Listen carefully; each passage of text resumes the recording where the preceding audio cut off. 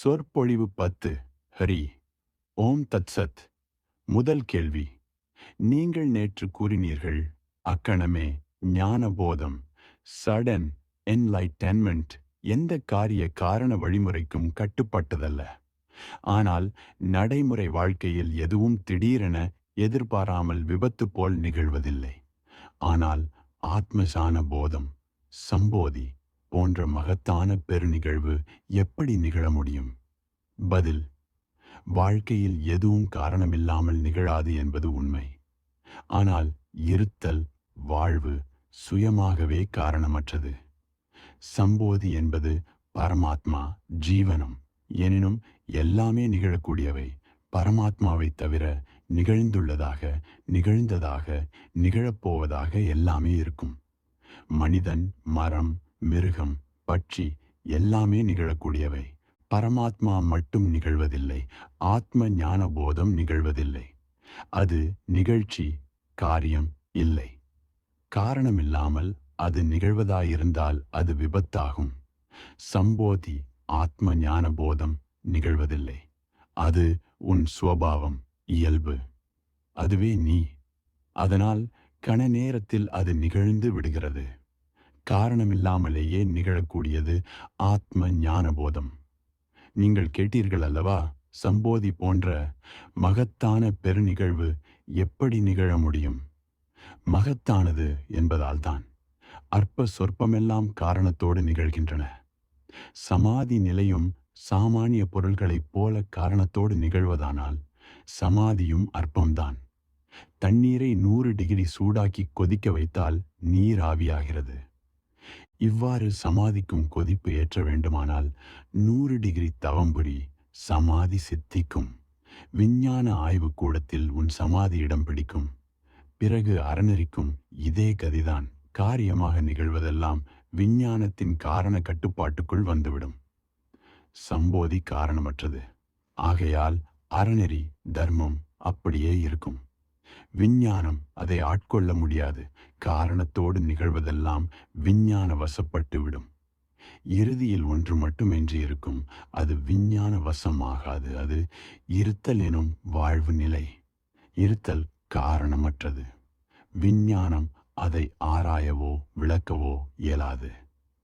மிக பெரிதாக விரிந்து பறந்துள்ளதற்கும் வைராட் முழுமையானதற்கும் காரணம் எப்படி இருக்க முடியும்? வாழ்வினுள் எல்லாமே உள்ளடங்கியிருக்கும். அதற்கு வெளியே ஏதும் இராது. சமாதியும் அத்தகைய விராட் சொரூபம் கொண்டது. நீங்கள் கேட்டீர்கள், சம்போதி போன்ற மகத்தான பெருநிகழ்வு எப்படி நிகழ முடியும்? அது மகத்தானதாக இருப்பதற்கு எதுவும் காரணமில்லை. காரணம் வரைமுறைகளுக்கு அது அப்பாற்பட்டது. சமாதி நிகழத்தக்க வரையில் நீ தியாகம், புண்ணியம், தான தர்மம் செய்து கொண்டிரு. சமாதி கணித கட்டுப்பாட்டுக்குள் வந்துவிடும்.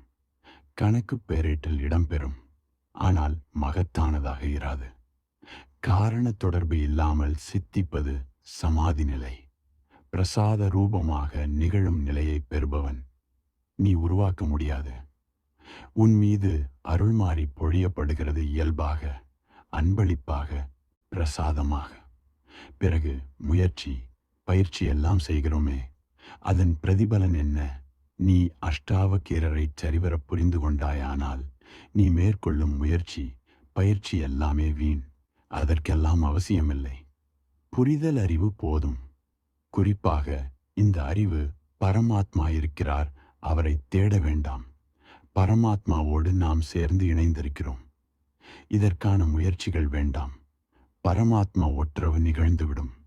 செயல் முயற்சிகளால் அல்ல, செயற்படாமல் இருப்பதாலே அது நிகழும். செயல் முயற்சிகளால் காலதாமதம் நீடிக்கும். நீ சேர்ந்து இணைய ஆசைப்பட்டால் பிரிவு அதிகமாகும். நீ தேட புறப்பட்டால் அது விலகி போகும். நீ தேடவே வேண்டாம். விழிப்புற்று கவனி. பரமாத்மா உன்னோடு இருப்பதை அறிவாய். உன் மனக்கோயிலுள் எழுந்தருளி இருக்கிறார். கண நேரம் கூட உன்னை விட்டு பிரிய மாட்டார். பிரியாதவர் எப்படி விலகியிருப்பார்? நீ தேடித் திரிவதால் தான் அவரை எட்ட இயலாமல் பரிதவிக்கிறாய். நீ மேற்கொள்ளும் செயல்பாடுகளுக்கு விளைவு உண்டு. நீ சோர்ந்து களைத்து முடங்கி போவாய். உன் முயற்சிகள் உனக்கே அழுத்துவிடும். அப்போது முயற்சியை கைவிடு. அக்கணமே உனக்கு ஞானோதயம் ஏற்படும். ஷே, நான் இவ்வளவு பைத்தியமாகவா இருந்திருக்கிறேன்? கழிவிறக்கம் மீதிரும். நான் நேற்று ஒருவருடைய வாழ்க்கை வரலாறு படித்துக் கொண்டிருந்தேன். அந்த மனிதர் எழுதியிருக்கிறார். அவர் முன்பின் அறியாத ஓர் ஊரில் தங்கியிருந்தார். வெளியே சென்றபோது மொழி தெரியாமல் தவித்துப் போனார். பயம் பற்றிக் கொண்டது. அந்த ஊர் மொழி அவருக்கு தெரியாது. அவர் மொழியை அறிந்தவர் எவரும் தென்படவில்லை. கவலை மேலிட்டது. தங்கியிருந்த ஹோட்டல் பெயர், முகவரி, தொலைபேசி எண் எல்லாம் மறந்து போயிற்று. பீதி அதிகரித்தது. யாரிடம் கேட்பது? அவர் மொழி அறிந்தவர் எவராவது கிடைப்பாரா என்று தேடி போனார். எவரும் எதிர்படவில்லை. அது கீழே நாட்டில் ஒரு சிற்றூர். அவர் அமெரிக்கர். எவராவது வெள்ளைக்காரர் அல்லது ஆங்கிலம் படித்தவர் தென்பட மாட்டாரா என்று தேடி அலைந்தார். எந்த கடையிலாவது ஆங்கிலத்தில் பெயர் பலகை தொங்குகிறதா என்றும் தேடினார். வியர்த்து சோர்ந்து போனார். பின்னால் ஒரு போலீஸ் வேன் ஹாரன் அடித்து கொண்டு அந்த அமெரிக்கரை பின்தொடர்ந்து வந்தது. அமெரிக்கர் கவனிக்கவில்லை. ஹாரன் ஒலி காதில் விழவில்லை. போலீஸ்காரருக்கு அந்த அமெரிக்கர் வழி தவறி தவிப்பது தெரிந்தது. அதனால்தான் அவரை பின்தொடர்ந்தார். சில நிமிடங்களுக்குப் பிறகு ஹாரன் ஒலி கேட்டு அமெரிக்கர் திரும்பி பார்த்தார். திகைத்து நின்று விட்டார். போலீஸ் அதிகாரி அருகில் வந்து, நீங்கள் சுய உணர்வோடு தான் இருக்கிறீர்களா? ஹாரன் ஒலி எழுப்பியபடி, உங்களை தொடர்ந்து வருகிறேன். நீங்கள் திரும்பி பார்க்கவில்லையே, என்னாயிற்று உங்களுக்கு? ஏதாவது பிரச்சனையா? வழி தவறி திண்டாடுகிறீர்களா? எங்கள் வண்டியில் ஏறுங்கள், உங்களை கொண்டு விடுகிறேன் என்றார். அமெரிக்கர் நிம்மதியடைந்தார். நல்ல கூத்து இது. என் மொழி தெரிந்தவர், எனக்கு வழிகாட்டுபவர் எவராவது கிடைப்பாரா என்றுதான் அலைந்து கொண்டிருந்தேன். உதவுபவர் என் பின்னாலேயே வருகிறார். நான் திக்கு திசை தெரியாமல் தேடிக் கொண்டிருக்கிறேன். மன உளைச்சலில் உங்கள் ஹாரன் ஒலி காதில் விழவில்லை என்றார் அமெரிக்கர்.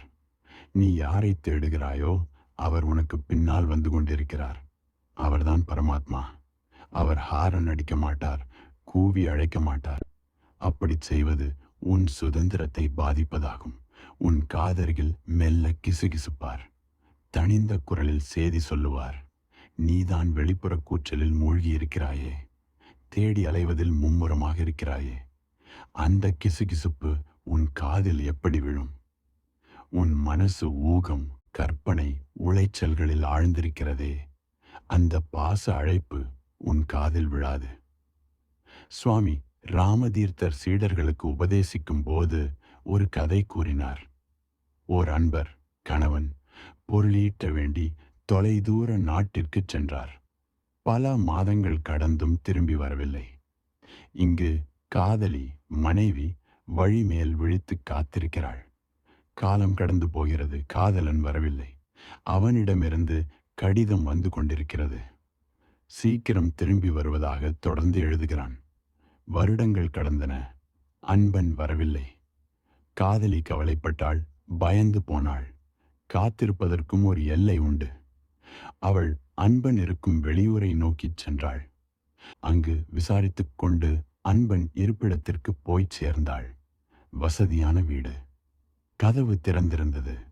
மாலை பொழுது. பகலவன் மறைந்து கொண்டிருந்தான். வாசல் கதவு பக்கம் நின்று ஆவலுடன் எட்டி பார்த்தாள் காதலி. பல ஆண்டுகளுக்குப் பிறகு சந்திக்கப் போகிறாள். அன்பன் கூடத்திலே மேசை எதிரே அமர்ந்து தலை குனிந்து எழுதி கொண்டிருந்தான். காதலி கதவருகில் நின்று காத்திருந்தாள். அன்பன் தலை நிமிர்ந்து பார்க்கும் வரையில் காத்திருக்கலாம் என எண்ணினாள். தன்னை மறந்து என்ன எழுதி கொண்டிருக்கிறார்? கண் கலங்கி நீர் வழிகிறது. எழுதி கொண்டே இருக்கிறார். ஒரு மணி நேரம் கடந்தது. அன்பன் பேனாவை மேசையில் வைத்துவிட்டு தலை நிமிர்ந்தான். எதிரே காதலி நின்று கொண்டிருக்கிறாள். பதறிப்போனான். அவன் அவளுக்குத்தான் நீண்ட கடிதம் எழுதி கொண்டிருந்தான். எதிரே காதலி நிற்பதை நம்ப முடியவில்லை. கனவு காண்கிறேனோ?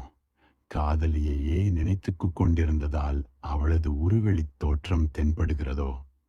கண்ணீரை துடைத்து கொண்டு எதிரில் இருந்த காதலியை கனிவோடு பார்த்தான். காதலி அவனை பார்த்து பரிவோடு சிரித்தாள். என்ன சிந்தனை? நான் இங்கு வந்து நிற்பது கனவாக இருக்கிறதா, மனப்பிரமை என்று எண்ணமா? கேட்டவாறு அருகே வந்தாள். அன்பன் விதர்த்து போனான். பானான். நீ எப்படி இங்கே வந்தாய்? உனக்குத்தான் கடிதம் எழுதி கொண்டிருக்கிறேன். பைத்தியக்காரி, என்னை கூப்பிட வேண்டியதுதானே? நீ வந்து எதிரே நிற்கிறாய். உன்னை கவனிக்காமல் உனக்கு ஆதரத்துடன் கடிதம் எழுதி கொண்டிருக்கிறேன். நல்ல கூத்து. மாய் கெஸ்கே. பரமாத்மா எதிரே இருக்கிறார். நாம் அவரை நாடி வேண்டி பிரார்த்தனை செய்து கொண்டிருக்கிறோம். பிரபு, நீ எங்கே இருக்கிறாய்? எனக்கு தரிசனம் தந்து அருள் புரி. கண்ணீர் மல்க வேண்டுகிறோம். கண்ணீர் திரை மறைக்கிறது. நாம் தேடுபவரை வேண்டுபவரை எதிரே இருந்தும் காணப்பெறவில்லை. நாம் தேடுவதால் தான் அவரை இழந்து கொண்டிருக்கிறோம். அஷ்டாவக்ரரின் போதனை மிக தெளிவானது. அவர் கூறுகிறார், படிப்பு எழுத்தெல்லாம் வேண்டாம், எந்த செயல்பாடும் வேண்டாம், நிறுத்திக்கொள். சமாதி நிகழ்வதில்லை. சமாதி செயற்பாடு என்றால் காரிய காரணித்து தொடர்பால் நிகழும். அப்பொழுது கடைச்சரக்காகிவிடும். சமாதி பரிசுத்தமானது. பஜாரில் விலை போவதில்லை. உன் பஜார் மூளை பரமாத்மாவை கூட கடை தெருச்சரக்காக்கி வைக்கிறது. வியாபார பொருளாக்கினால் பரமாத்மா கிட்டி விடுவார் என நினைக்கிறாய். புண்ணியம் செய்தால் பரமாத்மா கிட்டுவார். நீ போற்றும் சாமியார்களும் இதைத்தான் உனக்கு உபதேசித்து வருகிறார்கள். ஏதாவது செய்தால்தான் கொடுத்தால்தான் பரமாத்மா கிட்டுவார், இல்லாவிட்டால் கிட்ட மாட்டார். அவரை விலை கொடுத்து வாங்க வேண்டும். புண்ணிய காரியங்களை செய், தியானம் செய், மந்திரம் ஜபி, தபஸ் செய். அப்போதுதான் பரமாத்மா கிட்டுவார். ஆக நீ பரமாத்மாவை பஜார் சரக்கு ஆக்கிவிட்டாய். வேண்டுபவர் விலை கொடுத்து வாங்கி போக வேண்டும். புண்ணியசாலிகள் விலைக்கு வாங்குவார்கள். புண்ணியம் பண்ணாதவர்கள் ஏமாளிகள். புண்ணியம் எனும் பணம் வேண்டும் சரக்கு வாங்க. அஷ்டாவக்ரர் கூறுகிறார், பைத்தியக்காரன் மாதிரி பேசுகிறாயே. புண்ணியம் செய்தால் பரமாத்மா கிட்டுவாரா? அங்காடி வியாபாரமாயுது. பூசணைகள் செய்தால் பரமாத்மா கிடைப்பாரா? அவர்தான் பிரசாதமா? சரி, பூஜை முடிந்ததும் அவரும் போய்விடுவாரா? காரணத்தோடு கிடைப்பது காரணம் காலாவதி ஆனதும் கை நழுவி போகாதா? பணம் நீ வியாபாரத்தில் பங்குச் சந்தையில் இடைத்தரகில் நிறைய சம்பாதித்து விட்டாய். அந்த பணம் நிலைக்குமா என்பதை யோசித்தாயா? திருட்டு போகலாம், கொள்ளையடிக்கப்படலாம். திருடனும் கொள்ளையனும் உன்னை போல் பாடுபடுகிறார்கள். தன் உயிரை பணயம் வைத்து தொழில் புரிகிறார்கள். அவர்களுக்கும் வெற்றி கிட்டுகிறது.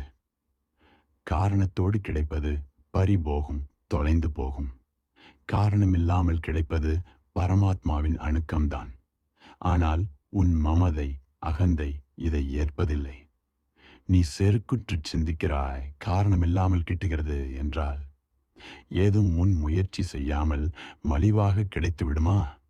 அப்படி கிடைத்துவிட்டால் பாடுபடுபவர் மனசு சங்கடப்படாதா? அங்கே எதிரே அரூபமாக இருந்து பரம்பொருள் உன்னை பார்த்து சிரிக்கிறது. நீ சொல்லுவாய், ஏதும் செய்ய மனம் வரவில்லை. நான் சொல்லுவேன், நல்லது, ஏதும் செய்யாமலே இரு. பரமாத்மாவை பெற என்ன செய்ய வேண்டும்? ஏன் செய்ய வேண்டும்? நம்பிக்கை வரவில்லை என்பாய். உன் மனசுதான் காரணம். காரணம் இல்லாமல் எதுவும் நிகழாது என்று உன் மனம் முடிவு செய்திருக்கிறது. எதுவும் செய்யாமல் எது கிட்டும்? வீடு, கார், கடை, பதவி, பணம், புகழ் ஏதாவது கிட்டுமா பாடுபடாமல்? இந்த அழியும் பொருள்களே கிட்டாத போது அழியாத பரமாத்மா மட்டும் எப்படி கிட்டுவார்? நம்ப முடியவில்லை. ஏதாவது செய்யத்தான் வேண்டியிருக்கும். என்ன வித்தாரமோ? ஒரு கால் ஏதும் செய்யாமல் இருப்பதே ஒரு செயலாகுமோ? நாம் தான் புதிய பூடகச் சொற்களை கண்டுபிடிக்கிறோமே. செயலாற்றாமையில் செயல்பாடு. செய்யாதிருப்பதே ஒரு செயலாகுமானால் அதன் மூலம் காரண காரியமாக பரமாத்மாவை பெறுகிறோம் என்பதுதானே அர்த்தம். நான் உனக்கு சொல்லுவதெல்லாம் அஷ்டாவக்ரரின் போதனையே தான். அவர் தெளிவாக கூறுகிறார், உனக்கு கிடைத்திருக்கிறது என்னும் போது பொது வழக்கிலுள்ள கிடைத்திருக்கிறது இங்கு பயன்படுத்தப்படவில்லை. இதில் மொழிப்பிழை உள்ளது. கிடைத்திருக்கிறது என்றால் காலதாமதாக கிடைக்கிறது. கை நழுவி போனது கிடைத்திருக்கிறது. கிடைத்திருப்பது விலகி போகவும் செய்யும். என்றெல்லாம் பொருள் தொனிக்கும். பரமாத்ம சம்பந்தம் உனக்கு கிடைத்திருக்கிறது எனக் கூறும் அஷ்டாவக்ரரின் சொல்லுக்குச் சிறப்பு பொருள் உள்ளது. முன்கூறிய பொது பொருள்கள் இங்கு பொருந்தாதவை. காலதாமதம், கை நழுவில் போதல், கிடைத்த பின் விலகிப் போதல் எல்லாம் இங்கு நிகழாதவை. பரமாத்மா விலகினால் எப்படி ஜீவித்திருப்பாய்? கடலிலிருந்து மீன் கரையில் போடப்பட்டால் பிழைத்திருக்குமா? கடல் மீனை வேறொரு நீர்நிலைக்குள் விட்டால் பிழைத்திருக்கும். பரமாத்மா எனும் கடல் கரை கடந்தது. வேறு இடம் கிடையாது. அதிலிருந்து ஜீவனை பிரிக்கவும் முடியாது. சம்போதி ஆத்ம ஜான போதம் சாமானிய நிகழ்வு இல்லை. இணை பிரியாத இயல்பு. பரமாத்ம சம்பந்தம் மகத்தான நிகழ்வு. காரணத் தொடர்பு இல்லாமல் நிகழ்வது. நீ தொலைக்காத போது நிகழ்வு, சந்திப்பு புதிதாக ஏற்படாது. முன்பே காரணமில்லாமல் நிகழ்ந்திருக்கிறது. நாம் பேதையராக, பாமரர்களாக இருக்கிறோம். பாவுதிக வாழ்வில் உழன்றதால் தான் இந்த நிலைமை. ஏதாவது செய்யாமல் எதையும் பெற முடியாது என்ற முடிவோடு வாழ்கிறோம். இதனால்தான் பரமாத்மா ஏதும் செய்யாமல் கிட்டியுள்ளார் என்பதை நம்மால் உணர முடியவில்லை. நம் பேதைமை நம்மை உணர விடுவதில்லை. உண்மையில் நாம் பேதையரில்லை. இதனால்தான் ஜனகர், ஆஹா, நான் ஆச்சரியமானவன், எனக்கு எனது வணக்கம் என்றார். இதன் உட்பொருள், பக்தன் பகவான் இருவரும் என்னுள் இருக்கிறார்கள். இருவரும் எனச் சொல்லுவதும் தவறு. இருவரும் ஒருவரே. அந்த ஒருவர் என்னுள் இருக்கிறார். தவறாக முதலில் அவரை பக்தன் என எண்ணினேன். தவறு நீங்கியதும் அவரை பகவான் என்பதை உணர்ந்து கொண்டேன். பரமாத்மாவை தேட வேண்டுமென நீ நினைப்பது உன் பிரமை. ஓர் அறையில் 4 நாற்காலிகளை கொண்டு வைத்து 5 நாற்காலிகள் இருப்பதாக நினைப்பதைப் போல் இருக்கிறது உன் பிரமை. பரமாத்மாதான் உன்னிடம், உன்னுள் இருக்கிறாரே. அவரை எங்கே, ஏன் தேட வேண்டும்? தவறு உன் எண்ணத்தில், நினைவில், அறிவில் உள்ளது. இதனால்தான் அஷ்டாவக்ரர் கூறுகிறார், நீ எதுவும் செய்ய வேண்டாம். தப்பாக கணக்கிட்டு குழம்பி தவிக்க வேண்டாம். நீ உன்னை பக்தனாக கருதுவது உன் கருத்து பிழை. கணித பிழை 4, 5 என கூட்டி கணக்கிடுவது போல. இப்பிழை இல்லாததால் தான் ஜனகரால் கூற முடிந்தது, ஆஹா, எனக்கு எனது நமஸ்காரம். நான் பித்தனாக இருந்தேன். என்னை சூழ்ந்த மாயை மோகத்தில் உழன்று கொண்டிருந்தேன். என் சாசுவத நிலையை அறிந்து கொள்ளவில்லை. இல்லாத நிலையை இருப்பதாக மயங்கி கிடந்தேன்.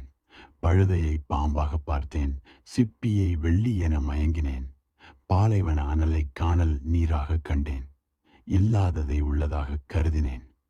மாயை மயக்கத்தில் சிக்கி சாசுவத சத்தியத்தை காணாமல் இருந்தேன்.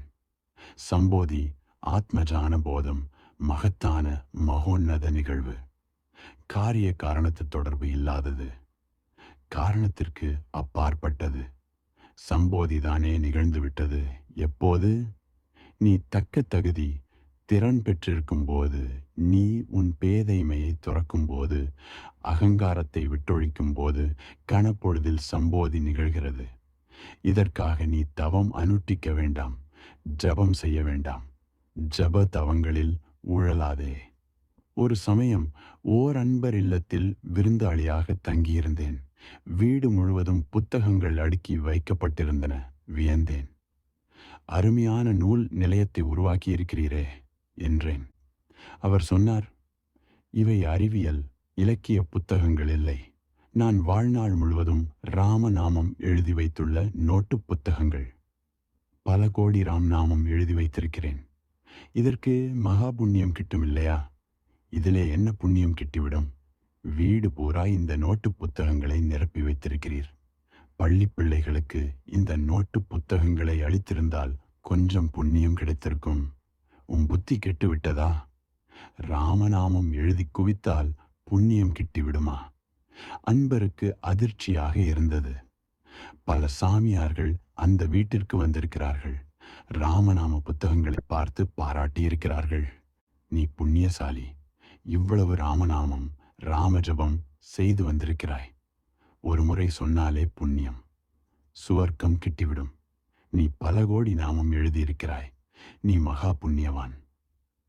அன்பர் என் மீது கோபப்பட்டார். பிறகு என்னை அழைப்பதில்லை. அவர் மனதை புண்படுத்தி விட்டேனாம். நான் புண்படுத்தவில்லை.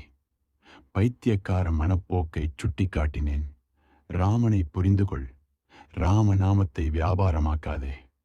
ராமரிடம் சொல்லுவாயா, சீதையை தேடிக் கொண்டு ஏன் வீணுக்கு அலைகிறீர், அல்லல் படுகிறீர்? ராமநாமம் எழுதும், ராம ஜபம் பண்ணும், விபத்து விலகும், துன்பம் நீங்கும் என்று நீ எழுதவில்லை. ராமனை விட்டு எழுத வைக்கிறாய். எழுதுவது யார் என்பதை புரிந்து கொள். ராமநாம ஜபம் செய்வது யார் என்பதை தெரிந்து கொள். ராம ஜபம் எங்கிருந்து எழுகிறது, எங்கு ஒலிக்கிறது, ஆராய்ந்து பார். அஷ்டாவக்கிரர் இந்த நிலையில் இக்கணமே ராமர் உனக்கு கிட்டுவார் என்பார். இரண்டாவது கேள்வி. நேற்று நீங்கள் கூறினீர்கள், இதயத்திலிருந்து எழும் கருத்தை புத்தியால் அடக்காதே, தாக்காதே. எம்பெருமானே, உங்களுடைய பிரவசனம், விளக்க உரை, விரிவுரை காரண காரிய அடிப்படையில் விவாதித்து நிறுவும் தர்க்க ரீதியாக உள்ளது. தர்க்கவாதத்தால் திருப்தி ஏற்பட்டால் புத்திக்கு வல்லமை, ஆதரவு கிட்டுமா?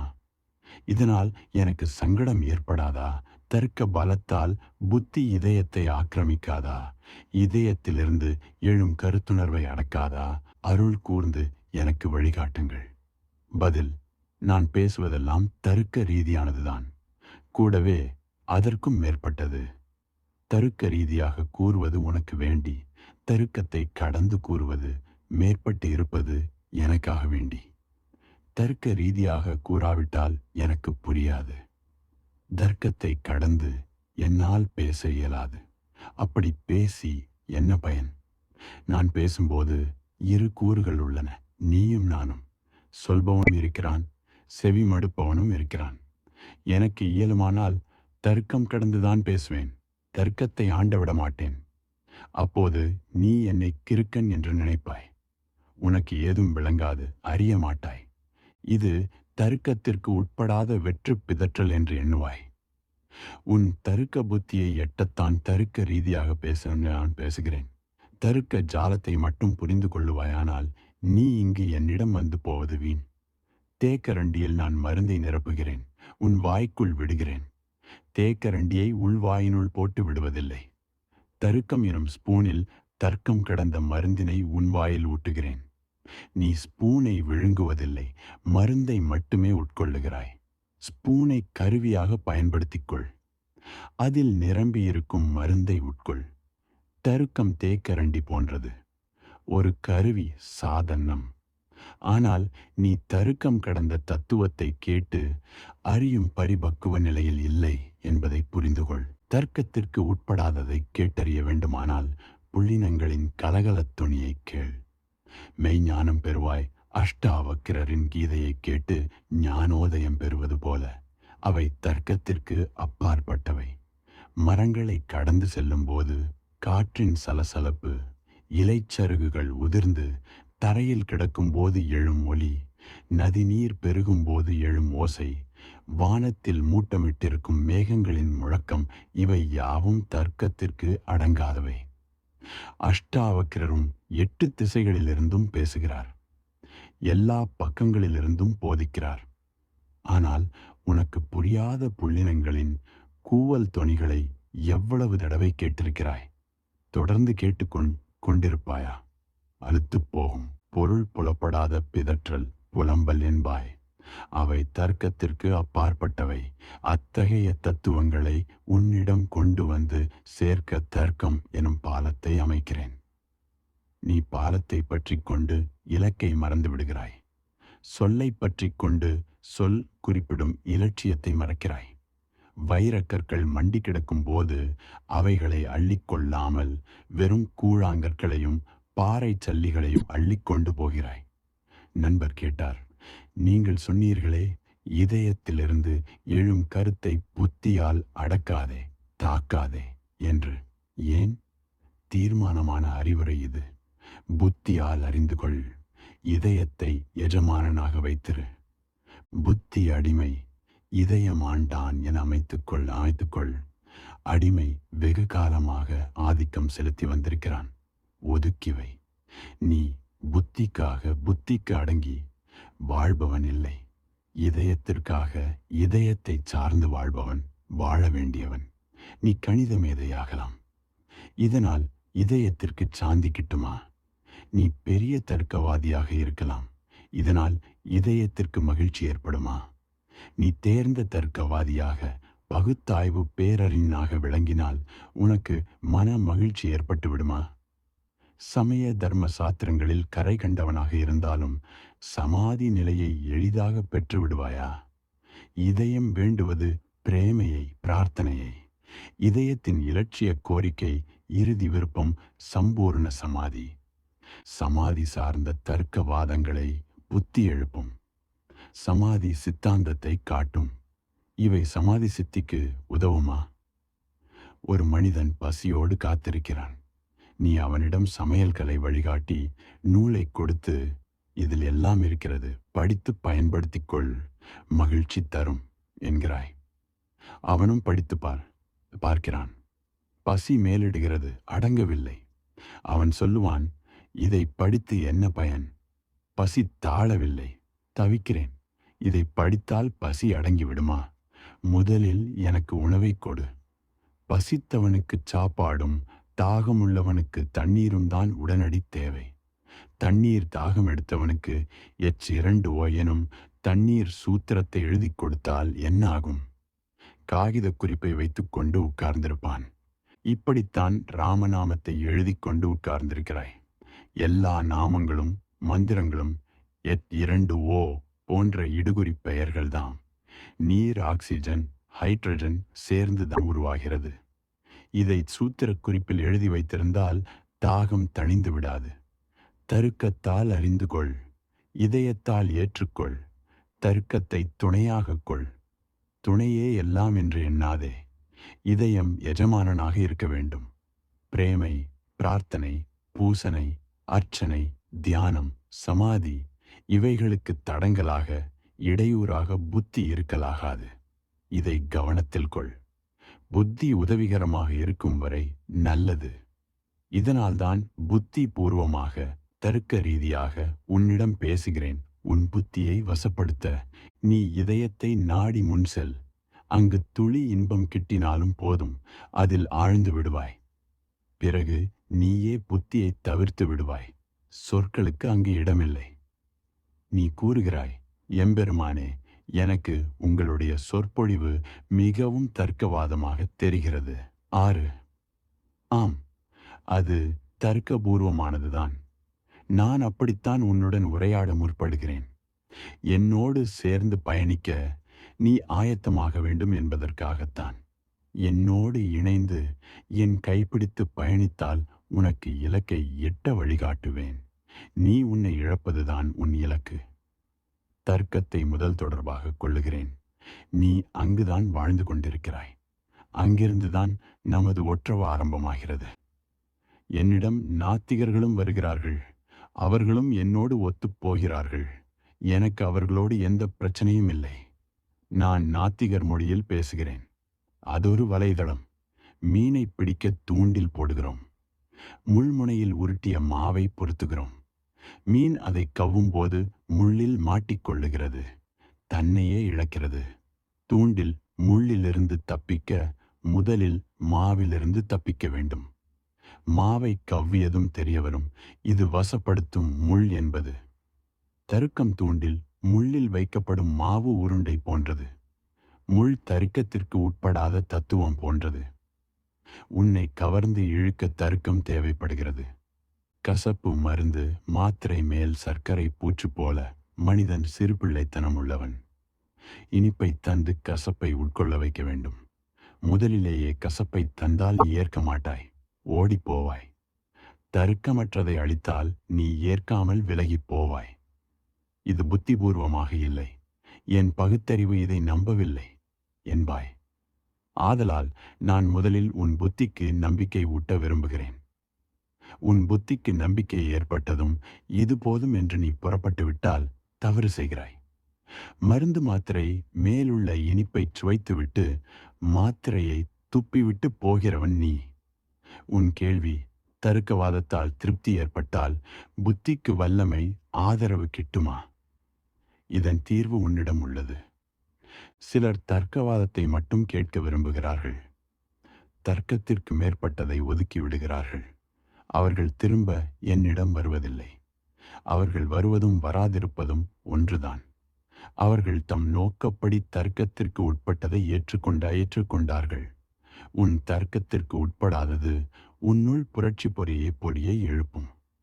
தர்க்கத்திற்கு இசைவானது உன்னை வலுப்படுத்தும். அதாவது உன் நோய், கவலை, துயரம், அகந்தை ஆகியவைகளை வலுப்படுத்தும்.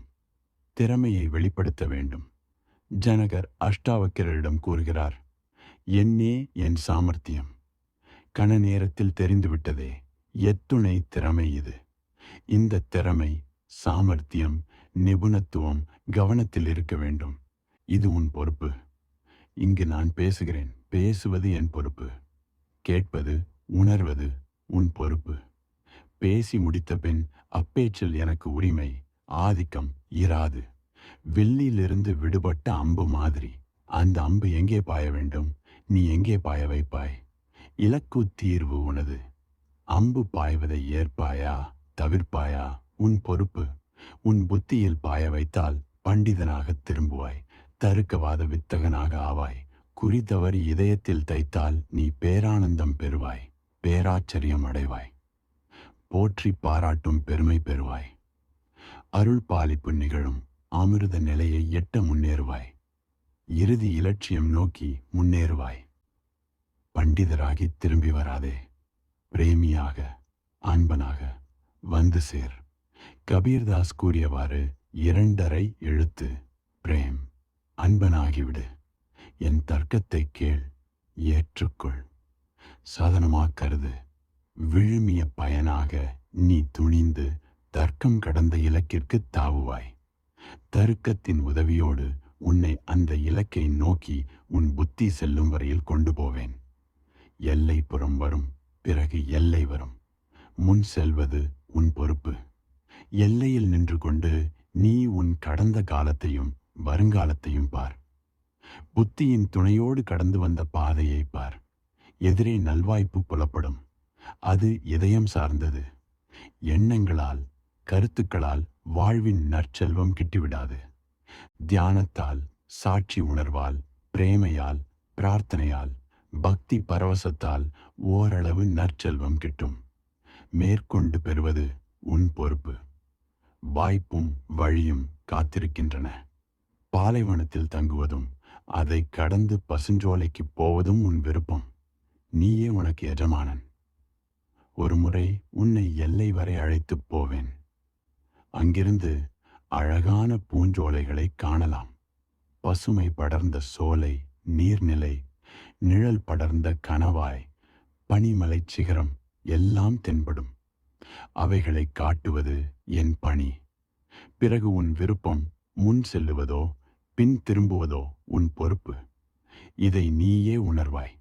உன் தர்க்கத்தை பொன்னார்ந்த சிகரங்களை காண கிடைக்கும் எல்லை வரை இட்டுச் செல்லுவேன். அங்கிருந்து நீ முதல் முறையாக வானத்தை அண்ணாந்து நோக்குவாய். பிறகு அந்த காட்சி உன்னை தொடரும். உன்னுள் வட்டமிடும். அதன் அழைப்பு ஒலிக்கும், உறக்க ஒலிக்கும். நீர்த்துளிகள் சொரியும். பிறகு நீர்த்தாரையாக கொட்டத் துவங்கும். நீ தப்ப முடியாது. காரணம், இதயத்தின் தரிசனம் பளிச்சிடும். புத்தி குப்பை கூளமாகிவிடும். தரிசனம் பளிச்சிடாத வரையில் குப்பை கூளங்கள் நவரத்தினங்களாக தோன்றும் மாயை மயக்கம். நீ கேட்டாய், தர்க்க பலத்தால் புத்தி இதயத்தை ஆக்கிரமிக்காதா? இதனால் எனக்கு சங்கடம், ஆபத்து ஏற்படாதா? ஆமென். ஆபத்துதான். கவனமாய் இருக்க வேண்டும். நாம் செல்லும் பாதையில் பாறாங்கல் கிடைக்கிறது. அதை தடையாக கருதினால் அங்கேயே தங்க வேண்டியதுதான். அதை படியாக கருதினால் அதன் மேல் ஏறி இறங்கிச் செல்ல வேண்டியதுதான். தருக்கம் வளர்த்த புத்தியை தடைக்கல்லாக கருதுவாயா, படிக்கட்டாக கருதுவாயா? உன் பொறுப்பு. கல்லை கடந்து போவதும் கல்லருகில் முடங்கியிருப்பதும் உன் முடிவு. படிக்கட்டாக ஆக்கிக்கொண்டால் மகாநதியைப் போல் நீள் பயணத்தை தொடர்வாய். தடை கல்லாக கருதினால் சகதி நீர் குட்டையாய் தேங்கிக் கிடப்பாய். நாத்திகன் தேங்கிக் கிடக்கும் குட்டை, ஆத்திகன் கடலை நோக்கிப் பாயும் நதி. நாத்திகன் அழுகிப் போகிறான் தேங்கிக் கிடக்கும் தண்ணீர் போல. நாற்றம் எடுக்கும், ஓடிக்கொண்டிருக்கும் நீர்ப்பெருக்கு தெளிந்திருக்கும். ஜல பிரவாகத்திற்கு ஒரு புகலிடம் வேண்டுமே. கடலில் நதி சங்கமிக்கும் புகலிடம் முகத்துவாரம். கடல் இல்லையேல் ஆற்றொழுக்கு இராது. இதயம் பயணிப்பது பரமாத்மாவை அடையத்தான். உலகில் இரு வகை மனிதர்கள் இருக்கிறார்கள். இரு வர்க்கங்களில் பிரிந்திருக்கிறார்கள். முதல் வர்க்கத்தினர் வெளிப்புற பொருள்கள் கிடைத்ததைக் கொண்டு திருப்திப்படுவதில்லை. ஒரு வீடு இருக்கிறது, இன்னும் ஒரு வீடு வேண்டும். ஓரளவு சொத்து இருக்கிறது, போதாது, மேலும் சேர்க்க வேண்டும். மனைவி இருக்கிறாள், போதாது, மற்றொரு ஆசை நாயகி வேண்டும். ஆனால் அகப்புறத்தில் உள்ளவை போதாது என்று எண்ணுவதில்லை. இருப்பதையும் பொருட்படுத்துவதில்லை. இவர்கள் சாமானிய சம்சாரிகள். இரண்டாம் வர்க்கத்தினர் உள்ளத்துள் உள்ளவை போதாது, மேலும் கிட்ட வேண்டும் என்று விரும்புவர். வெளிப்புற பௌதிக பொருள்கள் கிடைத்ததைக் கொண்டு திருப்தி அடைவார்கள், மேலும் பெற விரும்ப மாட்டார்கள். இவர்களின் அகமனத்துள் சுவாலை எரிந்து கொண்டிருக்கும். உன்னதமான திவ்ய அதிருப்தி. இது தொடர் முனைப்புடன் தொடர்ந்து உருமாறியும் தொடரும் புரட்சியிலும் இயங்கிக் கொண்டிருக்கும். தருக்கச் சார்பு உன்னுள் எழும் புரட்சிக்கு துணையாக இருக்கட்டும். உன்னை உருமாற்றம் செய்யட்டும். இதில் கவனமாயிரு. தருக்கம் புரட்சி எழுச்சிக்கு தடைகளாகி போனால் தர்க்கத்தை அகற்றிவிடு. புரட்சியை பற்றி கொண்டிரு. இறுதி தீர்மானம் உன்னிடம்தான் உள்ளது. புத்தி அடித்தளத்திலிருந்து மேலும் மேலெழ வேண்டும்.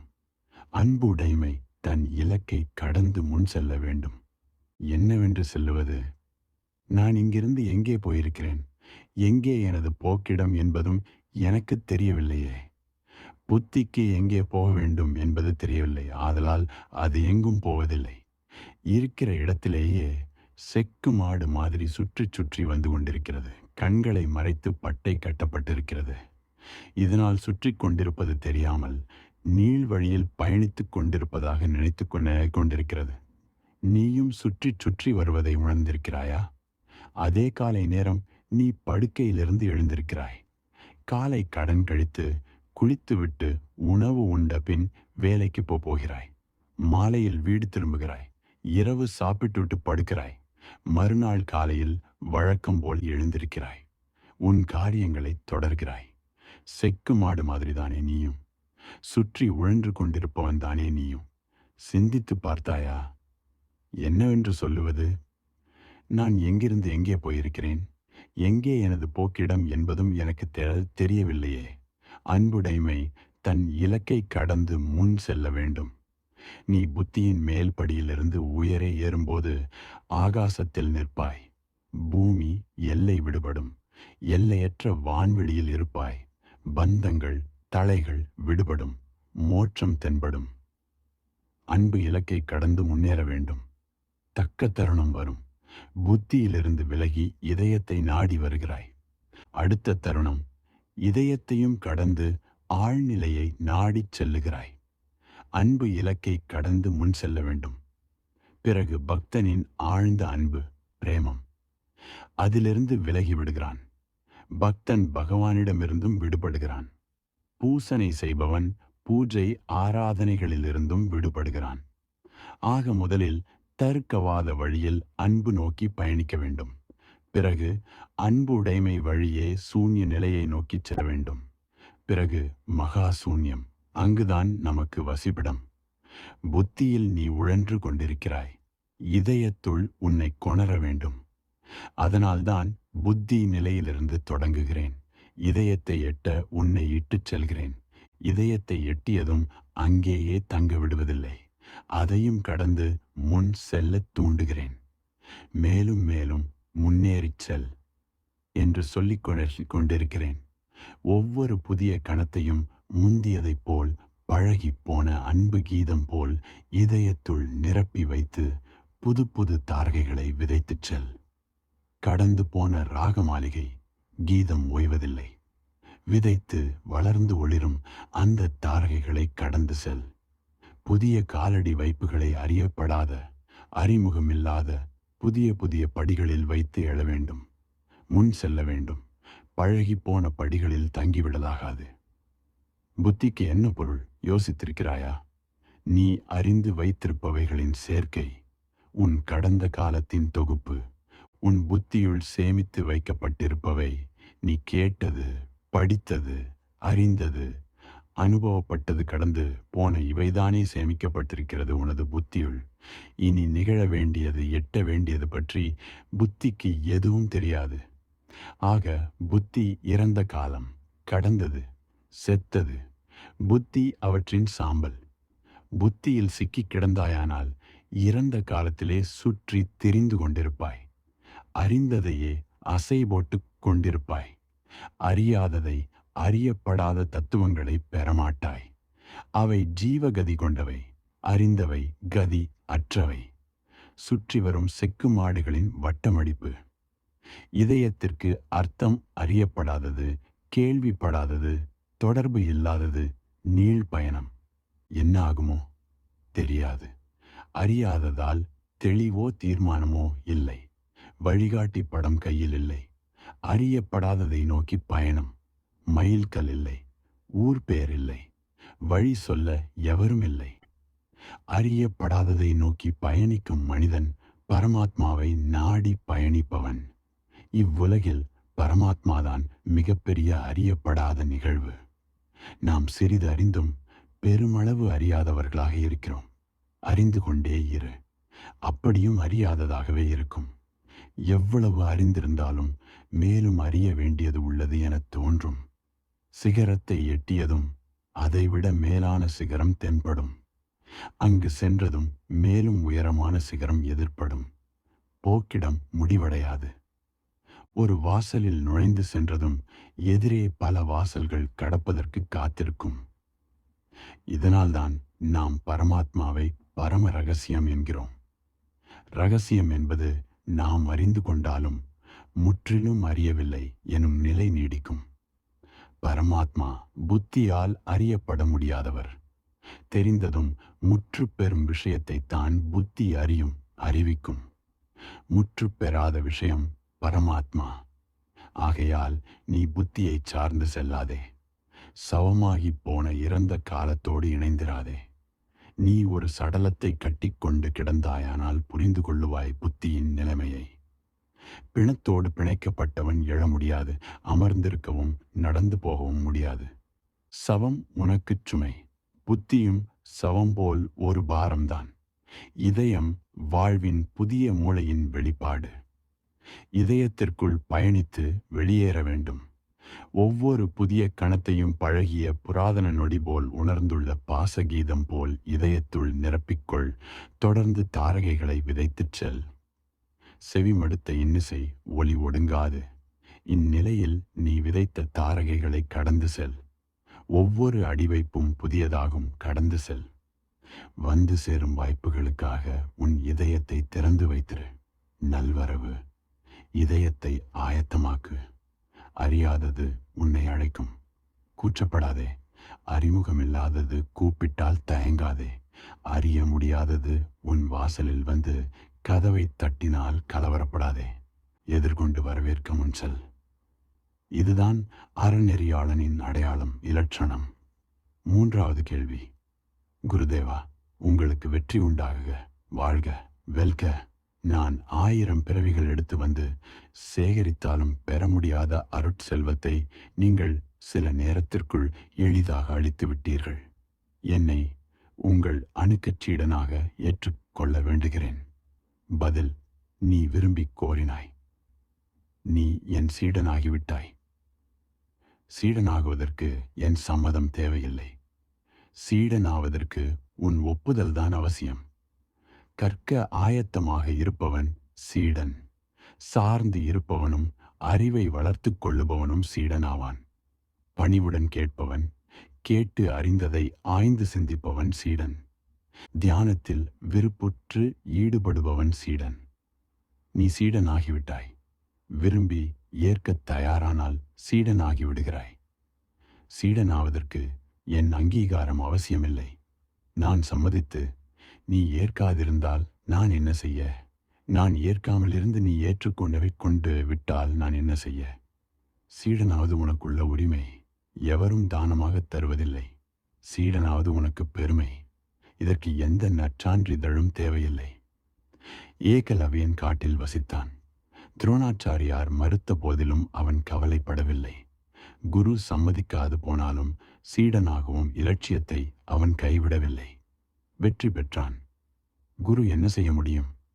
ஏகலவ்யன் குருவின் மண்படிமம் செய்து எதிரே வைத்துக் கொண்டான். அவரை மானசீகமாக பூசித்து வில்வித்தை கற்றான். குருமூர்த்தத்தின் பாதங்களை தொட்டு வித்தையை பயின்றான். தேர்ச்சி பெற்றான். இதை அறிந்த துரோணர் ஏகலவ்யனை காண வந்தார். அவனது தேர்ச்சி திறனைக் கண்டு அதிசயித்தார். பயந்து போனார். தம் பெரிய சீடன் அர்ஜுனனையும் விஞ்சிய வில்லாளியாக திகழ்வதைக் கண்டார். குருவை விட மேம்பட்டவனாகச் சிறந்திருந்தான். ஏகலவ்யன் உத்தமனான சீடன். குரு சாதாரண தாழ்ந்த ஆசான். வில்வித்தையில் தேர்ந்த வல்லாளராக இருக்கலாம், ஆனால் ஆதர்ச குருவாக மாட்டார். முதலில் ஏகலவ்யனை கீழ்ச்சாதிக்காரன், வேடன், சூத்திரன் என்பதற்காக சீடனாக ஏற்க மறுத்தார். குருவின் இலட்சணம் இதுதானா? சத்திரியர்களுக்கு குருவாக இருப்பவர் சூத்திரனை எப்படி ஏற்பார்? சமுதாய கட்டுப்பாட்டில் சிக்கியிருக்கிறார். சாதி என்பதற்காக என்றைக்கு ஏகலவ்யனை சூத்திரன் என்று துரோணாச்சாரியார் சீடனாக ஏற்க மறுத்தாரோ அன்றைக்கே அவர் சூத்திரனாகி போனார்.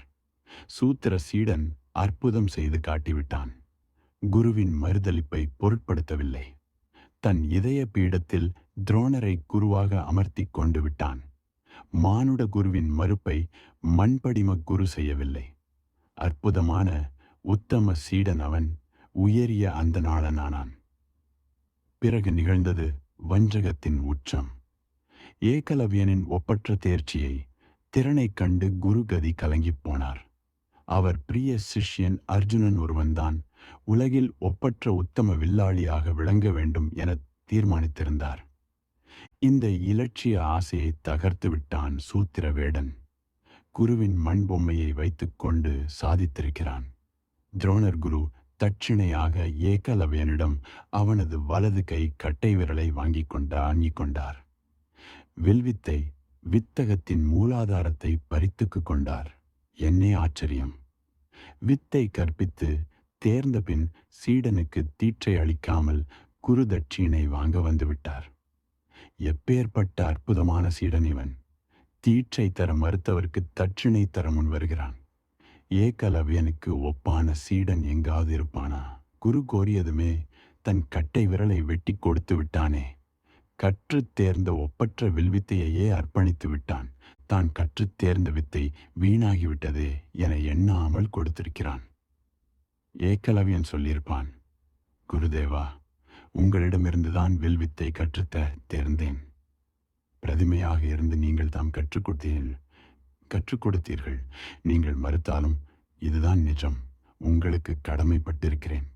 என் கட்டை விரல் என்ன, என் உயிரையே அர்ப்பணிக்க காத்திருக்கிறேன் என்று சொல்லி கட்டை விரலை வெட்டி கொடுத்திருப்பான். சீடனாக இருப்பது உன் பொறுப்பு. இதில் எவருடைய சம்மதம், ஆதரவு அவசியமில்லை. நீ மனப்பூர்வமாக விரும்பி ஏற்றுக்கொண்டால் போதும். இந்த ஒற்றவில் தீவிரமாக திடமாக இரு. இயங்கு. சீடத்தன்மையை கைவிடாதே. அபூர்வமான நல்வளர்ச்சியை பெறுவாய். வளர்ந்து கொண்டே போவாய். மேன்மைகளை பெறுவாய். சீடனாகும் பண்பு கற்றுத் தேர வேண்டிய கலை. 4வது கேள்வி. மதுபானம் கசப்பானது, தலைக்கிருகிற்கும் நெஞ்சில் எரிச்சல் ஏற்படும் என்று கேள்விப்பட்டிருக்கிறேன். ஆனால் நீங்கள் அளிக்கும் அபூர்வ மதுபானத்தின் சுகம் வேறு மாதிரி இருக்கிறதே. கேள்விப்பட்ட நரவம் அசல் மதுபானமாக இராது. அசல் மது கசக்காது, தலை சுற்ற வைக்காது, நெஞ்சு எரிச்சலை ஏற்படுத்தாது.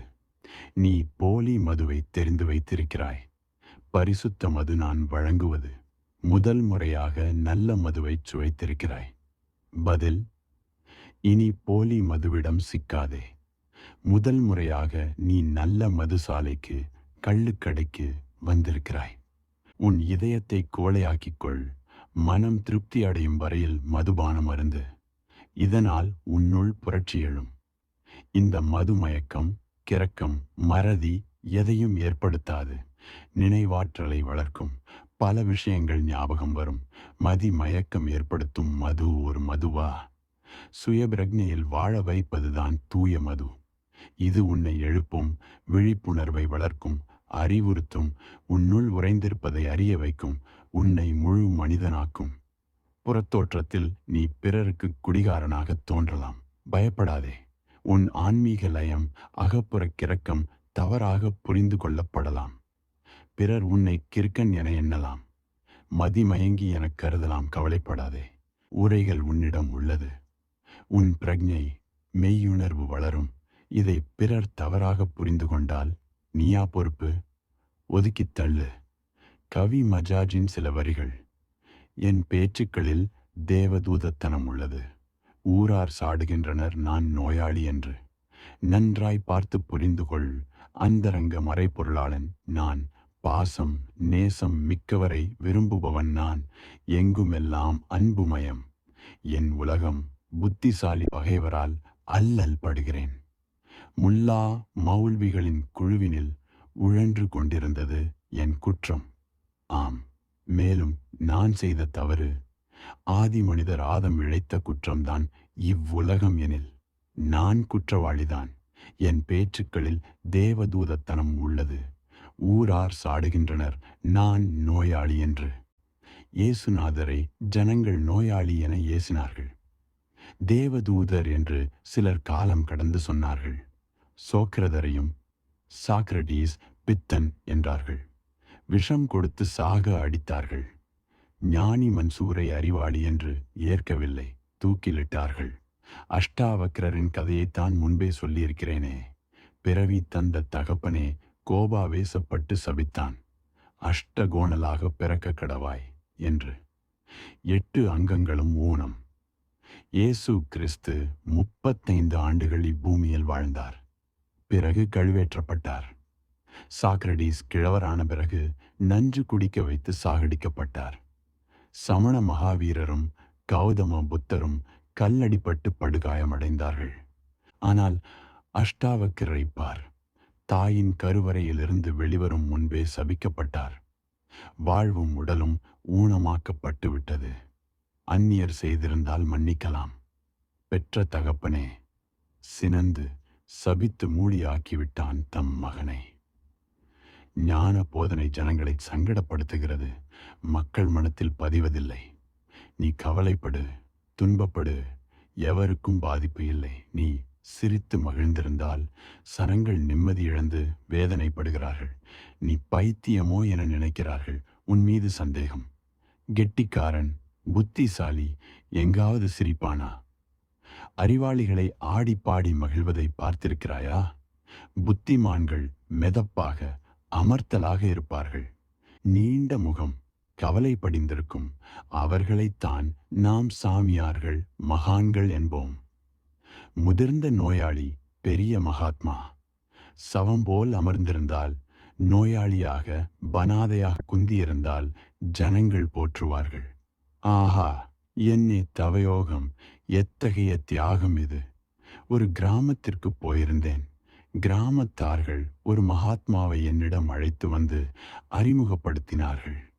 இவர் பெரிய மகான், அற்புதமான சாமியார். உணவு உறக்கம் மிக குறைவு. எப்போதாவது கொள்ளுவார்.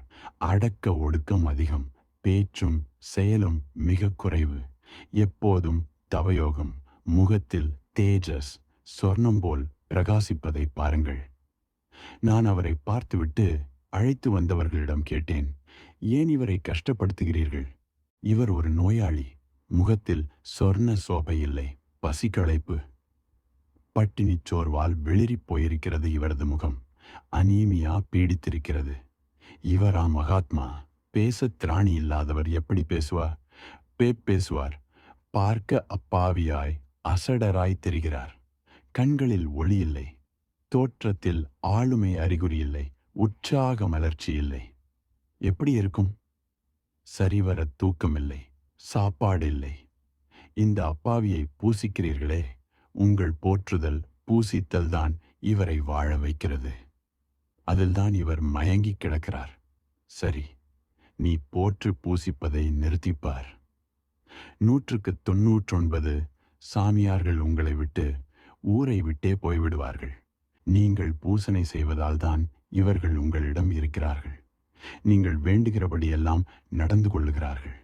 நீங்கள் இவர்களுக்கு மதிப்பு மரியாதை அளித்து இவர்களின் அகந்தையை வளர்த்து வருகிறீர்கள். நிஜமான தர்மம் எப்போதும் மகிழ்ச்சியுடன் இருக்கும். அது ஆரோக்கியமாகவும் ஆனந்தமாகவும் திகழும். வாழ்வின் ஒப்புதலுக்கு இலக்காக இருக்கும். உண்மையான அறநெறி வாடாமலரை போன்றது. வாட்டம் வருத்தம் அதற்கு இல்லை. வாட்டத்தை சனங்கள் சாந்தி என்று நினைக்கிறார்கள். வருத்தம் சாந்தி ஆகாது. சாந்தி இன்னிசை போன்றது. ஆழ்ந்த உள்ளுணர்வு, அகமகிழ்வு சாந்தி. அற்புதமான சோமபானம் மது போன்றது சாந்தி. அதை பருகினால் தரையில் பாதம் பாவாது, வானத்தில் சிறகடித்து பறப்பது போல் இருக்கும். நல்லது நிகழ்ந்துள்ளது. நான் அளிக்கும் மதுபானத்தால் அசல் மதுவின் சுவை அறியப்பட்டது. இனி வேறு மதுசாலைக்கு செல்ல வேண்டியதில்லை. நன்றாய் பார்த்து புரிந்துகொள், அந்தரங்க மறைபொருளாளன் நான். அவ்வளவுதான். ஒரே வேட்கையை வைத்திரு. பாச நேசம் எனும் உறவினை போற்றி வளர்த்துக்கொள். அதையே உன் இலட்சிய ஆசையாக கொண்டிரு. பாசம் நேசம் மிக்கவரை விரும்புபவன் நான். எல்லாம் எங்கும் அன்புமயம் என் உலகம். உன் அனைத்துலகும் உன் அனைத்து இருத்தலும் அன்புமயமாக மிளிரட்டும். இது போதும். புத்திசாலி பகைவரால் அல்லல் படுகிறேன். புத்தி தரும் உபத்திரவத்தை ஒதுக்கிவிடு.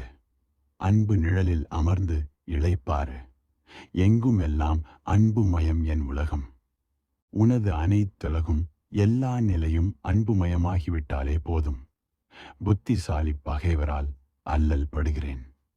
முல்லா மௌல்விகளின் குழுவில் உழன்றிருந்தது எனது குற்றம். ஆம், மேலும் நான் ஏற்கும் தவறு ஹாஃபீஸ், கையாம், உமர் கையாம் இவர்கள் செய்த தவறுதான்.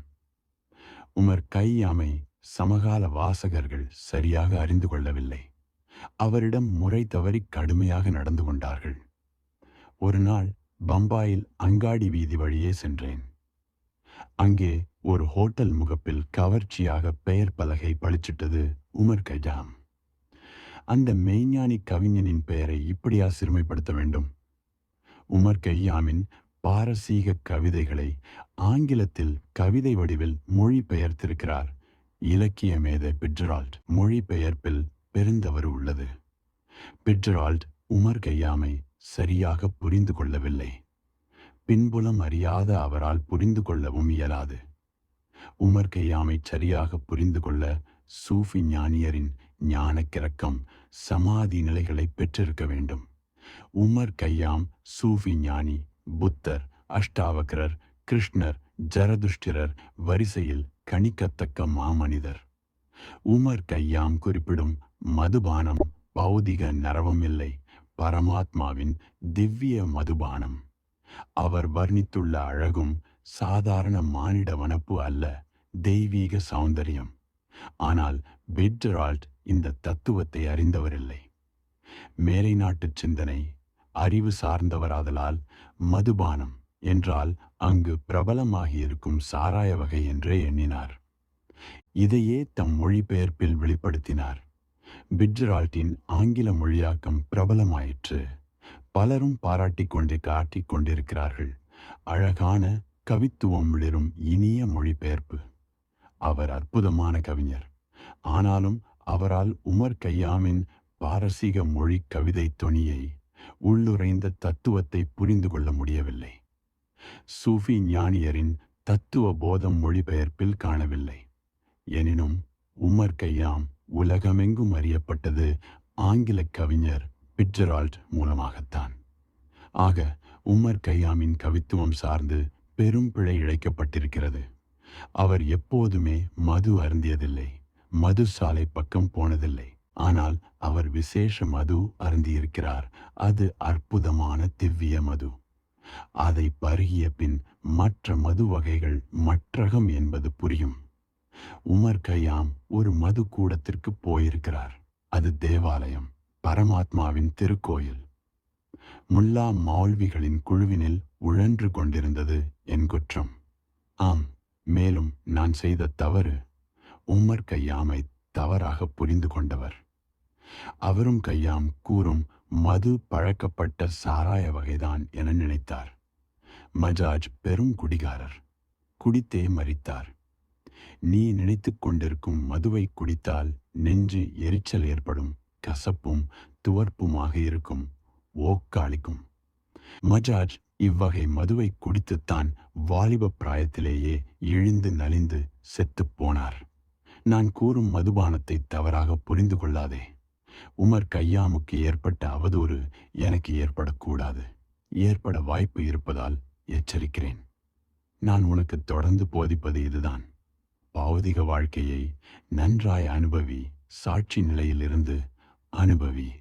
சாட்சி பாங்குடன் சாட்சி பாவம் அனுபவிப்பதுதான் நிஜமான நல்ல அனுபவம். அது இல்லாமல் அனுபவிப்பது வீண் வரட்டு தொடர்பு. மதுபானத்தை அனுபவித்து அருந்து. மதி மயங்காது. ஞானபோதம் வளரும். சமாதி சித்திதான் நான் அளிக்கும் நீ அருந்தும் அரிய மதுபானம். என் அனுபவத்தில் சமாதி நிலையை எட்டும் வரையில் ஞானபோத மதுவின் கிறக்கம் இருந்து கொண்டிருக்கும். மனிதர்களுக்கு நான் அளிக்கும் ஞானபோத மது கிட்டாத வரையில் கடைச்சரக்கான சாராய வகை மதுவைத்தான் குடித்து கொண்டிருப்பார்கள். மதிமயங்கி கிடப்பார்கள். மதுபானத்திற்கு தடை விதிக்க வேண்டும். போதைப் பொருள் கடத்தலை, விற்பனையை தடுக்க வேண்டும் என்று போராட்டம், ஆர்ப்பாட்டம் செய்து வருகிறார்கள். மத தலைவர்களும் சமூக ஆர்வலர்களும் சத்தியாக்கிரகம் செய்கிறார்கள். குடிப்பழக்கம் தொற்று நோய். எவராலும் அதை தடுக்க முடியாது. புதிதாக போதைப் பொருள்கள் சந்தைக்கு வருகின்றன. வியாபாரம் வலுக்கிறது. அமோக விற்பனை. எந்த அரசாங்கத்தாலும் மதுபான தடையை வெற்றிகரமாக நிறைவேற்ற முடியாது. குடிப்பழக்கம் நாளுக்கு நாள் அதிகரித்துக் கொண்டிருக்கிறது. ஆனால் நான் பரிந்துரைக்கும் சமாதி மது பிரபலமானால் போதை ஏற்றும் கடைச்சரக்குகள் ஒழிந்து போகும். தேவாலயங்களை சமாதி யோக மதுக்கூடங்களாக ஆக்கினால், வாழ்க்கையை தவறான மதிப்பீடுகளுடன் வாழாதிருந்தால், நல்ல பண்புகளுடன் செவ்வையாய் வாழ்ந்தால் வாழ்க்கை சௌபாக்கிய ஜீவனமாக திகழும். போதை பேதைமை வளர்க்கும் சாராய வகை சரக்குகள் ஒழிந்து போகும். ஓர் அரிய நிகழ்ச்சி. பல குடிகாரர்கள் என்னிடம் சந்நியாசம், துறவரம் பெற வந்திருக்கிறார்கள். என்னிடம் சிக்கிக்கொண்டார்கள் என்றே சொல்ல வேண்டும். வரும்போது அவர்களது நினைப்பு, இந்த குருசாமி எதையும் தடுப்பதில்லை, தடை கிடையாது. குடிக்க ஆசைப்படுகிறாயா? தாராளமாய் குடி. கெட்டதை புசிக்க ஆசையா? திருப்தியாய் சாப்பிடு. இதை குடிக்காதே, அதை தின்னாதே என எந்த கட்டுப்பாடும் இங்கே கிடையாது. குருஜி, எனக்கு நிரம்ப பிடித்த விஷயம் இது என்று நேரிடையாய் பாராட்டியதில்லை. சந்நியாசம் ஏற்று தியான யோகத்தில் அக்குடிகாரர்கள் ஈடுபட்டதும் இயல்பு மாறும். சாராயக் கடைக்கு போவது நிற்கும். வேறொரு மதுபான கோட்டம் அவர்களை ஈர்க்கும். சமாதி யோக மது சாலை அது. ஒரு குடிகாரன் 6 மாத காலம் தியான யோக பயிற்சியில் ஈடுபட்டிருந்த பின் என்னிடம் வந்து சொன்னான், முன்பெல்லாம் குடித்துக் கொண்டிருந்தேன் விசனம், வேதனையை மறக்க வேண்டி, அவை மறையும். இப்போது சுகமாய் சந்தோஷமாய் இருக்கிறேன். இப்போது திவ்ய மது அருந்துகிறேன். சுகம் சந்தோஷம் மறந்து போகிறது. சங்கடமாயிருக்கிறது. சுகம் சந்தோஷம் மறக்க வேண்டியதா? எவன் மறக்க விரும்புவான்? நீங்கள் செய்த அற்புதம் இப்படி படுத்துகிறது. நான் சொன்னேன், கடைச்சரக்கா ஆத்மாலயச் சரக்கா எது வேண்டும்? நீ தேர்ந்தெடுத்துக்கொள். தியான யோகம் அதுதான் மிகவும் பிடித்திருக்கிறது. அதன் சுவை புனிதமானது. அது உள்ளத்துள் புகும்போது என்னை உன்னத சிகரங்களுக்கு இட்டுச் செல்லுகிறது. நம்ப முடியாத முன்னேற்றம். இந்த பாவி மனிதனுக்கு இவ்வளவு பெருமையா என்று பிரமித்து பூரித்துப் போகிறேன். இந்த மகோன்னத நிலையை உங்களிடம்தான் முதலில் தெரிவிக்கிறேன். பிறரிடம் இதைச் சொன்னால் என்னை மொடாக்கூடியன், கண்டபடி பிதற்றுகிறான், போதைக்கிறக்கம் என்பார்கள். என் மனைவி கூட என்னை நம்ப மாட்டாள், சாடுவாள். முதலிலே இந்த பேத்தலை நிறுத்து. ஞானம், யோகம், சமாதி என்று ஏன் உளறுகிறாய்? நிறைய குடித்துத் தொலைத்திருக்கிறாய். உண்மையில் 1 மாத காலமாய் நான் சாராயத்தை தொடக்கூட இல்லை. குருஜி, நீங்கள் புரிந்து கொள்ளுவீர்கள் என்பதால் உங்களிடம் சொல்லுகிறேன். இனி நீங்கள் அறிமுகப்படுத்திய தியான யோக மதுவை என்னால் விட முடியாது என்றான். வாழ்க்கையை உன் பிரதிநிதியாக கருதி ஏற்றுக்கொள். நீ தியான யோகத்தால் சுகமாக மகிழ்ச்சியோடு இருந்தால் முன்பு துன்பம், துயரம் காரணமாக நீ பயன்படுத்திய போதைப் பொருள்கள் விடுபட்டு போகும். புலால் உணவும் காம உணர்வும் விலகிவிடும். பிரம்மசரிய நெறியுடன் வாழ்வாய். தியான சித்தி பெறுவாய். அதனால்தான் தியானம் எனும் மதுபானத்தை அருந்தச் சொல்லுகிறேன். சமாதி எனும் மது சாலையில் குழுமியிருக்கும் உத்தம குடிமகன்களுடன் உன்னை சேரச் சொல்லுகிறேன். சுகித்து இன்புறும் இவ்வேளையில் மனநிறைவுடன் வாழவிடு. கனவு பொன்னாடை சிறிது கிழிந்திருக்கிறது. மனமகிழ்வுடன் இதை தைக்கவிடு. இத்தகு அரிய கார்முகில் பிறகு ஒருபோதும் கவிந்து பரவாது. மது கோப்பை கிட்டாதாகிலும் விழிக்கிண்ணத்தில் பருகிவிடு. சமாதி மது கூட்டத்தில் உனக்கு சச்சங்கம், அங்கே மது அருந்து. கிண்ணம் கிடைக்காவிடில் கண்ணால் பருகு. அந்த சச்சங்கத்தில் நீ குடிகாரனாகி ஞான கிறுக்கனாகி திரும்பி வா. உன் சுய பிரக்ஞையை இழந்திருக்க மாட்டாய். இதயத்துள் சுய பிரக்ஞை தீபம் ஒளிரும். இத்தகு அரிய கார்முகில் பிறகு ஒருபோதும் கவிந்து பரவாது. மது கோப்பை கிட்டாதாகிலும் விழிக்கிண்ணத்தில் பருகிவிட. 5வது கேள்வி. தீர்மானம், நம்பகம், பரிந்துரை, ஆட்டோ சஜஷன் இவை ஒன்றா? தீர்மானம், நம்பிக்கை, இயல்பு, புரிதல் இவைகளுக்குள் என்ன பேதம்? ராமகிருஷ்ண பரமஹம்சரின் காளி தேவி நம்பிக்கை, உபாசனை வெறும் தீர்மானமா? அல்லது அவருடைய இயல்பு, நிலைப்பாடா? பரம்பொருள் அல்லது பகவானோடு நேரடியாக உரையாட முடியாதா? பதில், நம்பகம், பரிந்துரை, ஆட்டோ சஜஷன் மூன்றும் ஒன்றுதான். ஆட்டோ சஜஷன் அறிவியல் சொல். ஸ்வபாவம், இயல்பு, நம்பகம் இரண்டிற்கும் பேதம் உண்டு. வெவ்வேறு கருத்து உள்ளவை. எல்லா நம்பகங்களும் விலகியபின் வெளிப்படுவது ஸ்வபாவம். உன் மனத்திலிருந்து எல்லா எண்ணங்களும் நம்பகங்களும் விலகி போன பின் புலப்படுவது ஸ்வபாவம், இயல்பு. சுவபாவத்தை தீர்மானமாக, நம்பகமாக கொள்ளலாகாது. ஒரு துறவி என் வீட்டில் வந்து தங்கியிருந்தார். காலையிலும் மாலையிலும் பத்மாசனத்தில் அமர்ந்து உறக்கச் சொல்லிக் கொண்டிருப்பார். அகம் பிரம்மா அஸ்மி, நான் பிரம்மம், நான் தேகமில்லை, நான் மனசு இல்லை, நான் பிரம்மம். இப்படியே 4 நாட்கள் சொல்லி வந்தார். எனக்கு சகிக்கவில்லை. சாமி, ஏன் ஒரே வார்த்தையை திரும்ப திரும்ப சொல்லிக் கொண்டிருக்கிறீர்? நீர் பிரம்மம் என்றால் ஒரு முறை சொன்னால் போதாதா? தொடர்ந்து மந்திர ஜபம் மாதிரி போட வேண்டுமா? கேட்பவருக்கு சந்தேகம் வராதா? இவர் பிரம்மம் இல்லையோ என்று கேட்க மாட்டார்களா? உமக்கே உம்மீது நம்பகம் இல்லையோ? ஓராள் தெருவில் போகும்போது நான் ஆண் பிள்ளை, நான் ஆண்மகன் என்று கூவிக்கொண்டே போனால் எப்படி இருக்கும்? பார்ப்பவர், இதென்ன கூத்து, உனக்கு சந்தேகமா? எங்களுக்கும் சந்தேகம்தான் என்பார்கள். ராமகிருஷ்ணருக்கு காளி தேவி தரிசனம் கிட்டியது என்பது வெறும் நம்பிக்கைதானா? ஆம், முற்றிலும் நம்பிக்கைதான். அங்கு காளி, கருப்பாயி எவரும் இல்லை. மானசீக நம்பகம்தான். எல்லா நம்பிக்கைகளும் சரிந்து விழ வேண்டியவை. ராமகிருஷ்ணரின் காளி தேவி எண்ணம் சரிந்ததும் அவர் சொன்னார், கடைசி தடையும் சரிந்தது. நான் உருவாக்கி கொண்ட நம்பிக்கை தீர்மானம் இது. ராமகிருஷ்ணர் வாள் கொண்டு தனது காளி உருவகத்தை வெட்டியதும் குருதி கொட்டியிருக்கும் என நீ நினைப்பாய். குருதி வழியவில்லை, ரணகளம் காணவில்லை. காளி உருவகம், காளி நம்பகம், வாள் எல்லாமே பொய், மாயை. பொய்யும் பொய்யும் மோதிக்கொண்டது, அவ்வளவுதான். பரம்பொருள் அல்லது பகவானோடு நேரடியாக உரையாட முடியாதா? முடியாது. எந்த உரையாடலும் கற்பனையாகத்தான் இருக்கும். ஏனெனில் நீ இருந்தால் பகவான் இருக்க மாட்டார். பகவான் சாநித்தியமானால் நீ இருக்க மாட்டாய். எப்படி சம்வாதம், உரையாடல் நிகழும்? உரையாட இருவர் வேண்டும். நீயும் பகவானும் எதிர் எதிரே இருந்தால் சம்பாஷணை சம்பவிக்கும். நீங்கள் இருவரும் சேர்ந்து இருக்க முடியாது. பிரேமை, பக்தி பரவசம் குறுகிய சந்து போன்றது. அதில் இருவர் சேர்ந்து செல்ல முடியாது. ஒருவர்தான் நடமாடலாம். எப்படி எவரிடம் நீ உரையாட முடியும்? நீ பகவானுடன் உரையாடுவதாக பாவனை செய்யலாம். அது உன் கற்பனை ஜாலம். நிஜ பகவானின் சாநித்தியம் அங்கு இல்லை. நிஜ பகவ சாநித்தியம் கிட்டும்போது மணியோசை போன்ற ஒலி அலைகள் எழும்பும். அதை நிநாதம் என்பர். கீழை நாட்டு தத்துவ ஞானிகள் அதை அன்ஹத் நாதம், எல்லையில்லா எதிரொலி என அழைப்பார்கள். ஆத்மார்த்தமான முணுமுணுப்பு அது.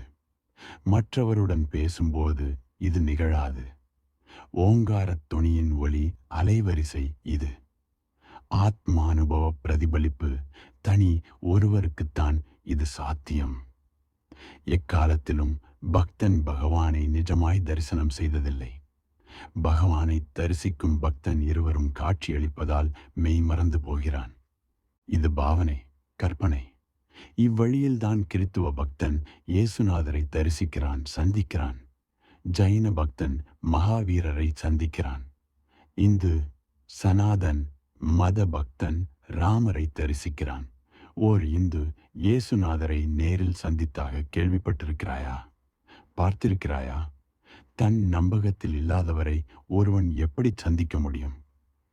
ஒரு கிறித்துவ பக்தன் நான் தியானம் செய்து கொண்டிருந்த போது புத்தர் பிரான் எதிரே காட்சி அளித்தார் என்று சொல்ல கேட்டிருக்கிறையா?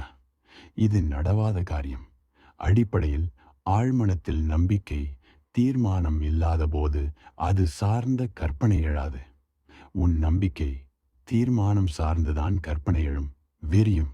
அஷ்டாவகியரர் இந்த விஷயத்தில் அறிவுறுத்துகிறார். நீ எல்லா நம்பிக்கைகள், தீர்மானங்கள், மதிப்பீடுகள், கற்பனைகள், இடைச்சேறுகள்கள் இவற்றிலிருந்து விலகியே இரு.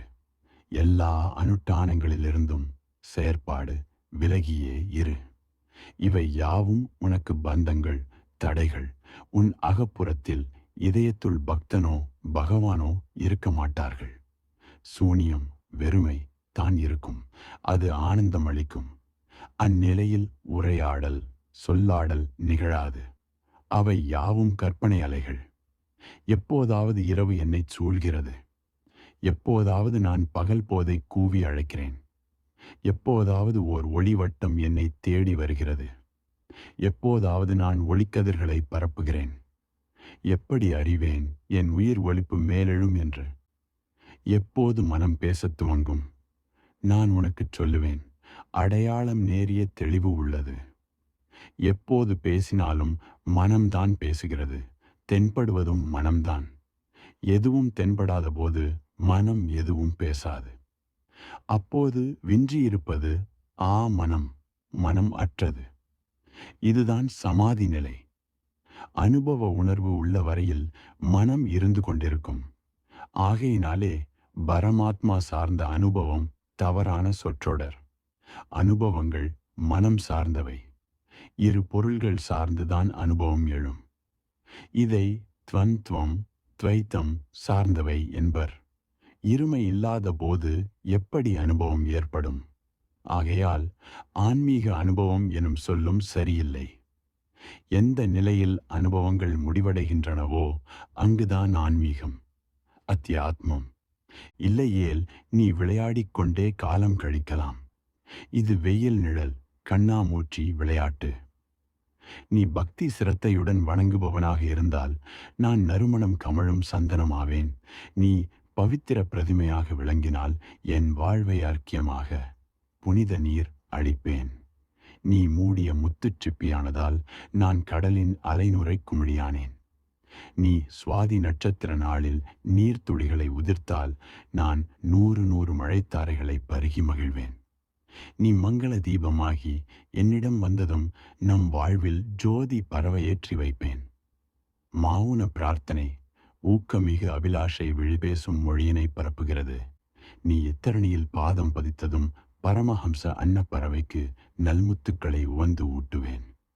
கஸ்தூரி மானின் மதிமயக்கம் மாயாஜால ஊஞ்சலை ஆட்டுகிறது. நீ ஒளிரும் மானசீக தீபம் ஏந்தி நின்றால் நான் பல 100 தோரண வாயில்களாகி வரவேற்பேன்.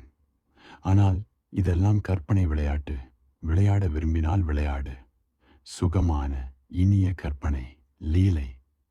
இது மகிழ்வூட்டும், சுவையூட்டும் அற்புதமான கற்பனை விளையாட்டு. இதை சத்தியம், நிஜம் என நம்பிவிடாதே. சத்தியம் எங்கு இருக்கும் தெரியுமா? நானும் நீயும் இல்லாத இடத்தில், நிலையில் சத்தியம் இருக்கும். இருமை, இரட்டை, இரு கருத்துருக்கள் முற்றிலும் அகன்ற இடத்தில்தான் சத்தியம் நிலைக்கும். அங்கு எஞ்சியிருப்பது ஒன்றே, பிரணவ ஓங்காரமான சத்திய நாமம் மட்டுமே. கடைசி கேள்வி. கோடி கோடி நமஸ்காரம். புனிதமான ஆபு மலைக்கின்றத்தில் உங்களது அருள் பாலிப்பிற்கு பாத்திரமாகும் சௌபாக்கியம் அடியேனுக்கு கிட்டியிருக்கிறது. இதனால் என்னவெல்லாம் இழந்தேன், எதையெல்லாம் பெற்றேன், கணக்கிட நான் முடியாது. என் வாழ்வு பெரும்பேறு பெற்றது, தன்யனாயிற்று. கேள்வி எதுவும் எழவில்லை. வலுக்கட்டாயமாக கேள்வியை எழுப்புகிறேன்.